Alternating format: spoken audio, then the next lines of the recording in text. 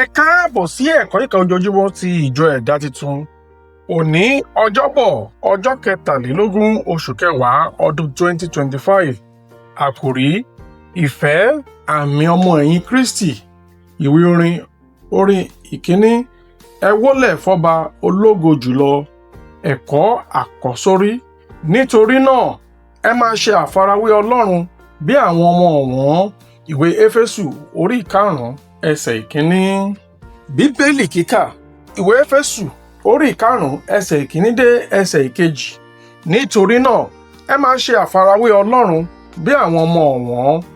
Ẹ sì máa rìn ní ìfẹ́ gẹ́gẹ́ bí Kristi pẹ̀lú ti fẹ́ wa, tí ó sì fi ara rẹ̀ fún wa ní ọrẹ àti ẹbọ fún Ọlọ́run fún òórùn dídùn Olúwa.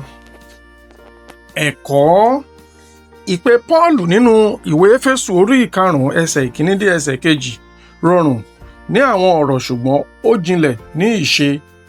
Ẹ máa ṣe àfarawé Ọlọ́run. Àwọn ọmọ máa ń farawé àwọn òbí wọn lọ́nà ti ẹ̀dá, ọ̀rọ̀ sísọ, ìfaradà àti ìwà wọn pàápàá. Bákan náà, gẹ́gẹ́ bí àwọn ọmọ olùfẹ́ Ọlọ́run, a pè wá láti ṣe àfihàn ọkan-aya rẹ̀ nínú ìgbé ayé wa. Àmọ́, báwo la ṣe lè farawé Ọlọ́run? Ìwọ náà lè béèrè. Paulu fúnni ní ìdáhùn nínú ẹsẹ̀ tó kàn pé ẹ máa rìn nínú ìfẹ́. Ìfẹ́ jẹ́ àfihàn òtítọ́ ti ìṣẹ̀dá Ọlọ́run.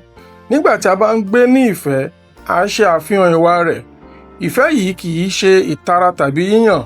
Ó jẹ́ ìfi ara ẹni rúbọ tí a ṣe àwòkọ́ṣe sí Kristi tí ó fẹ́ wa, tí ó sì fi ara rẹ̀ lélẹ̀ fún wa. Ìfẹ́ Kristi kọjá ọ̀rọ̀ lásán. Ó fi ara rẹ̀ hàn nípa ìgbọ́ràn àti fífi ẹ̀mí rẹ̀ lélẹ̀. Ìgbésí ayé rẹ̀ jẹ́ ẹbọ olóòórùn dídùn. A kò fi ipá mú láti fi ẹ̀mí rẹ̀ lélẹ̀. Nínú májẹ̀mú láéláé, àwọn ẹbọ tó múnú Ọlọ́run dùn ni a ṣe àpèjúwe gẹ́gẹ́ bí olóòórùn dídùn.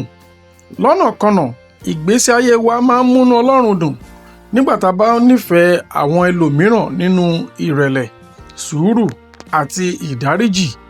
Rírìn nínú ìfẹ́ láàárín ọ̀pọ̀lọpọ̀ àwọn ohun mìíràn túmọ̀ sí yíyan inú rere lórí ìgbẹ̀san sí àwọn ẹlòmíràn pàápàá nígbà tí kò rọrùn.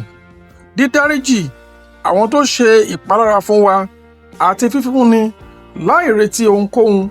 Nígbàkúgbà tí a bá fi ìfẹ́ hàn ní ọ̀nà yìí, ọ̀run mọ òórùn Kristi nínú wa.